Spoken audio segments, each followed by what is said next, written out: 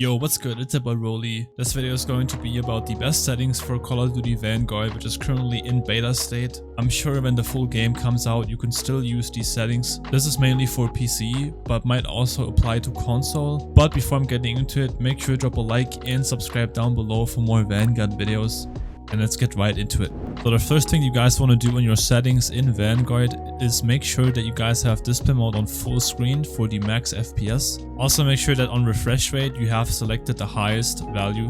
Now on sync every frame, which is called VSync, you guys don't have to turn this on, but if you guys are streaming Vanguard on PC and you're experiencing a lot of lag, make sure to turn this on. This helped me a lot, and if you don't stream you don't have to turn this on, but this is basically gonna sync your frames. So it will sync your frames to your refresh rate that you have, and will only use the required frames from your graphics card. On frame rate limit, you can set this to custom and then put your frame rates in here. For minimize game custom frame rate limit, put this to 30. For menu custom frame rate limit, put this to 60. And for gameplay custom frame rate limit, you can put this to your monitor refresh rate. Notice how I put 141 instead of 144, even though this says 143. The reason why I have this on 141 frames is because I have a 144 Hz monitor and I have G-Sync. You have to put your custom frame rate limit 3 frames lower than your refresh rate on your monitor. But you can also put this to unlimited if you don't want to mess with this. That will just give you the max frames that your PC can handle.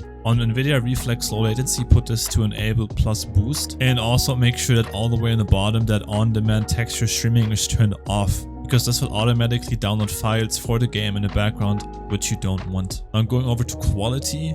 I have my quality preset on lowest. That's just because I have everything put on very low. I just like to have everything on very low, so I have the max frames, especially for streaming, so that you guys don't run into any issues. It also depends on your hardware, what you guys have in your PC, and my PC is not that good, so that's why I have everything on very low. But I will also go over the settings that you guys could use if you have a medium or high-end PC. So first thing that you guys want to do is make sure that render resolution is on 100. Make sure VRAM usage target is at 90. If you have trouble streaming as well, put this to 50%, but I'm leaving this at 90. For texture resolution, put this on medium, and right below that put this on high. Now put the particle quality to low and have the rest on low, off, low, low, low, and low. Then for shadow and lighting, put this to low, put this to low, put cache spot shadows on off, spot cache size off, cache sun shadows off, and the rest you can put to low, and off as well. Now for the last thing, for anti-aliasing, put this to SMAA T2X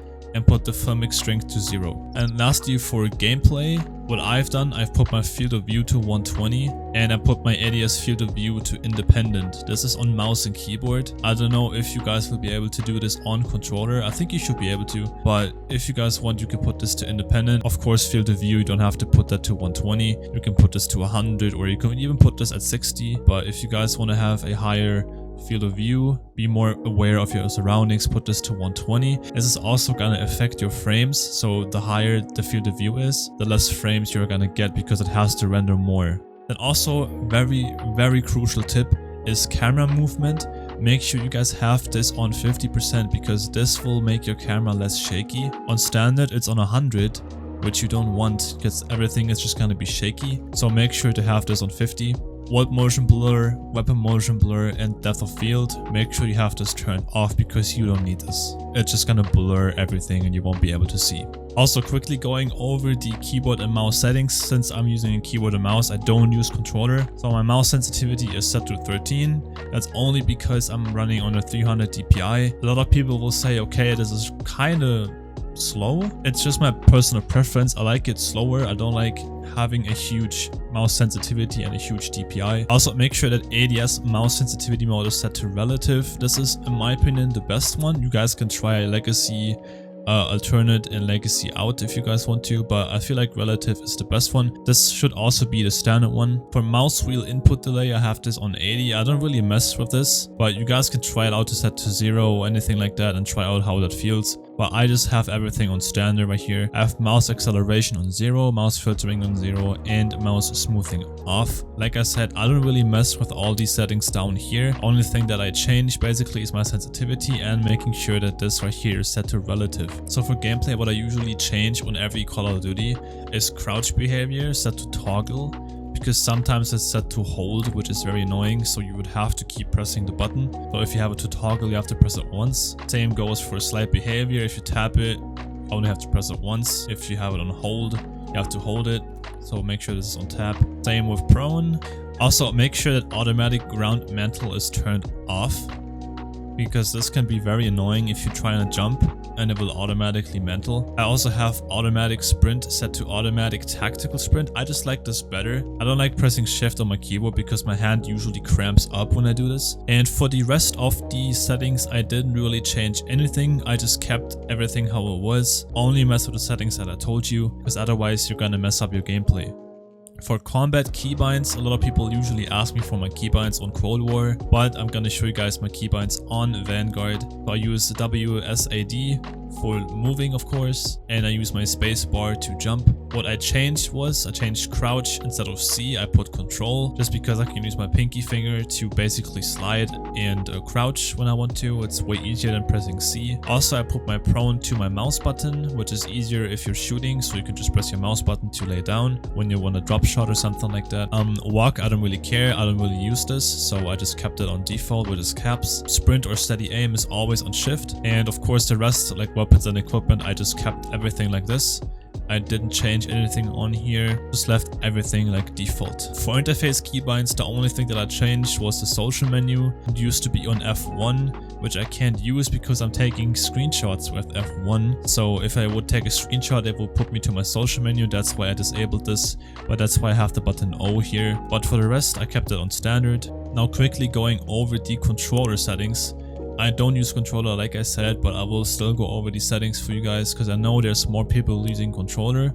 So for the sensitivity for vertical and horizontal, I will put 13 and 11. Make sure the sensitivity multiplier is on 1. Button layout preset, of course, it depends on you. You can have this on default or on the other choices right here. Make sure those two options here are off. Aim response curve type, you can set this to linear or to dynamic, but I've heard that standard is the best one to use. Make sure controller vibration is off. Make sure target aim assist is on, and if you click on show more, it will show you the aim assist mode. Make sure this is on precision. Make sure airborne mantle is on manual, otherwise you will automatically mantle over things and you don't want that. Automatic sprint, you can turn this on as well if you want to, but if you don't want to, then don't. This will also help a lot of stick drift, because usually stick drift happens when you press in your button too much, and if you have automatic sprint on, you don't have to do that anymore. For slide behavior, make sure you guys have this on tap, and the rest is just your own preference and standard settings. Maybe you guys would have to mess with your Deadzone right here if you have stick drift, but if you don't, then just leave it like this. But those have basically been the controller settings. For audio, I have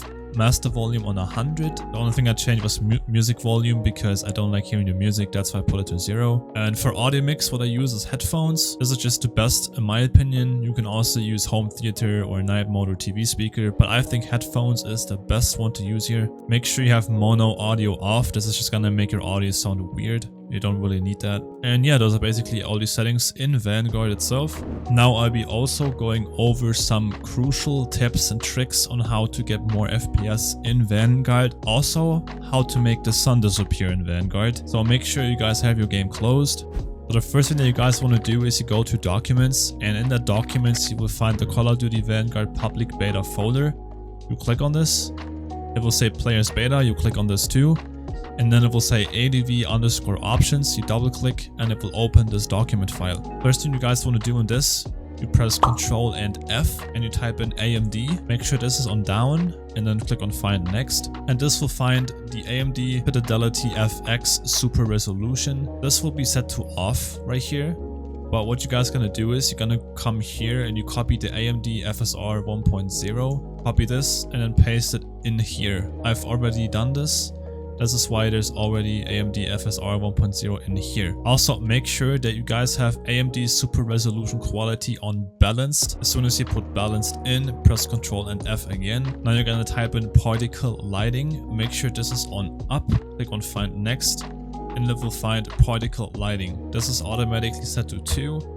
But you guys want to set this to 0, because this is gonna make sure that the sun is disappearing, that there's no more sun that blinds your eyes. Next thing you're gonna do is you type in pixel, make sure this is on up, click on find next, and it will find pixel per light map texel. This is automatically on 64, but you guys are gonna set this to 1. This will also make sure that there's not a lot of lighting for the sun, so you won't be blinded as well. Then you can click on cancel and make sure you guys save this by going to file and then click on save. And yeah, that's it for the video. I hope you guys enjoyed. I hope this video will give you guys a huge FPS boost and also make you guys have a better gameplay experience with all the new settings that I told you. If you have any questions, leave them down in the comments. I will try to answer them as fast as I can. But don't forget to drop a like on today's video and drop a sub if you're new to this channel. It's been your boy Roly, and I will see you guys in the next video. Peace.